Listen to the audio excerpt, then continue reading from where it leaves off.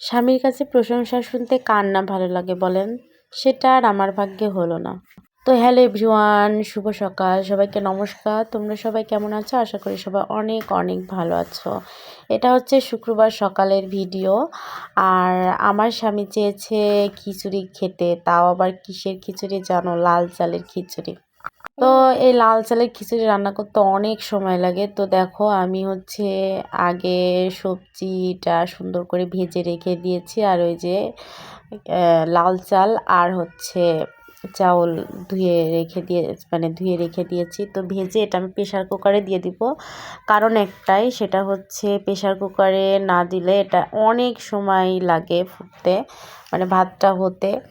আর দেখবেন যে জিনিসটা অনেক বেশি সময় লাগে সেই জিনিসটা মানে রান্না করতে, সেটা কিন্তু অনেক খারাপ লাগে, বিরক্তিকর।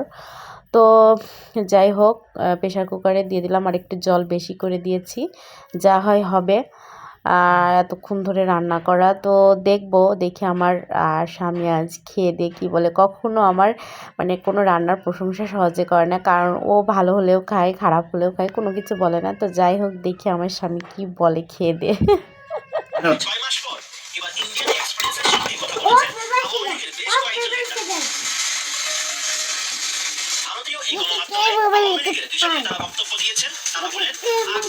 খাও, তোমার ছেলে তো এরকম কথা খাবো না কেমন? খাই দেখো কেমন টেস্ট হয়েছে বলো। খবর শুনতে বাবা।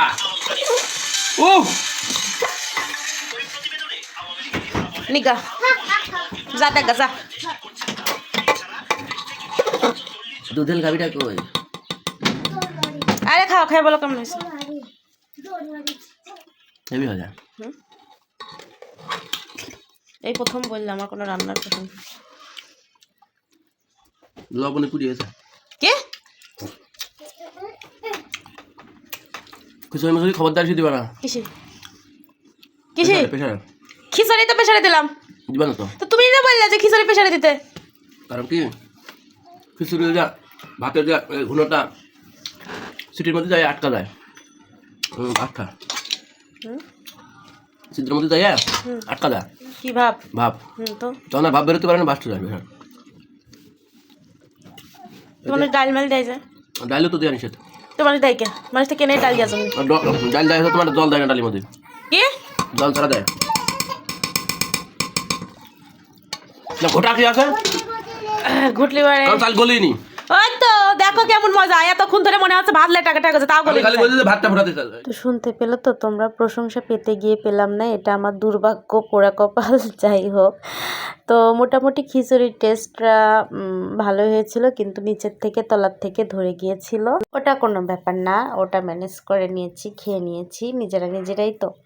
যাই হোক, আর হচ্ছে আমিও খাচ্ছি, ওকে খেতে দিয়ে আমিও খাচ্ছি এক সাইডে। আর আমার ছেলেটা এত পরিমাণে দুষ্টুমি করে জানো না। তো দুজনে এ গল্প সে গল্প করছিলাম আর খাচ্ছিলাম, আর বলছিলাম আসলে তুমি জানো কেমন, মানে যদিও প্রশংসা করো, সাথে সাথে যদি আমি খুব খুশি হই, সাথে সাথে সেই জিনিসটা উল্টে দেবো, মানে ইয়ার্কি করে আর কি। তোমরা আবার কেউ সিরিয়াস নিও না, ও একটু অন্যরকম। তবে আমাকে ভীষণ ভালোবাসে, আর আমার সব কিছু অনেক কেয়ার করে। যাই হোক, তো ভাবছি বিকালবেলা মানে সন্ধ্যার দিকে আমি একটু পিঠা বানাবো, ট্রাই করবো আর কি। সেটা হচ্ছে নকশি পিঠা। আমি জীবনে কোনো দিন বানাইনি, শুধু দেখছি, খাওয়ার খুব ইচ্ছা। তো দেখো নকশি পিঠা বানানোর সময় আমাকে কি বলে। এই বন্ধুরা দেখেন, হাত পিঠা বানাচ্ছে আমার বউ, আজকে হাত পিঠা বানাচ্ছে। হাত পিঠা কার কয়? আমি ভাই জেনে যাচ্ছি, যাও তুমি যাও, সরো। আমি ওর মধ্যে, ওরে ভগবান, 200 টাকা লিটার আমি সানফ্লাওয়ার অয়েল কিনেছি, সব ধ্বংস করলো, আমার সংসারটাই ধ্বংস করলো। খাওয়ার সময় তো তখন মনে পড়ে না, খাওয়ার সময় মনে পড়ে না। তো শুনতেই তো পেলে কি বলছে, দেখেছো? অবশ্যই দেখো কত সুন্দর করে মানে চিনি শিরার ভিতরে ডুবাই ওনাদের সামনে নিয়ে এসে দিয়েছি, আমার প্রতি পরমেশ্বর মজা করে সেটা খাচ্ছে। তো বলছে, বাহ তুমি তো ভালোই ডিজাইন পারো। আসলে অপমান করলো না প্রশংসা করলো ভগবান জানে।